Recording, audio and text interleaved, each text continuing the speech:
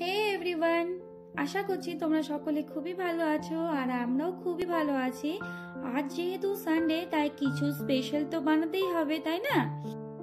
এদিকে গ্যাসে কড়াই চড়িয়ে তাতে দিয়ে দিয়েছি অল্প সাদা তেল, কিছুটা বাটা, তারপর একে একে কুচনো পেঁয়াজ কুচি, ক্যাপসিকাম ও টমেটো কুচি দিয়ে অল্প একটু লবণ ছড়িয়ে ঢাকা দিয়ে কিছুক্ষণ নাড়াচাড়া করার পরে দিয়ে দিয়েছি আদা রসুন বাটা আর কাঁচা লঙ্কা বাটা।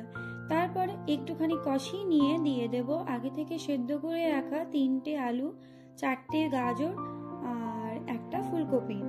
তারপর ভালোভাবে কষিয়ে নিয়ে তার মধ্যে ওই 2-2.5 চামচের মতো পাওভাজি মশলা আর কিছুটা ধনেপাতা আর সবজি সেদ্ধ করা জল, সবকিছু ভালোভাবে হয়ে গেলে সবশেষে একটা তারকা প্যানে অল্প একটু সাদা তেলে 1 চামচ মতো কাশ্মীরি রেড চিলি পাউডার গরম করে সেটা গ্রেভিটার মধ্যে দিয়ে দেব। এদিকে গ্যাসে তাওয়া চড়িয়ে দিয়েছি আর একটা পাও নিয়ে নিয়েছি।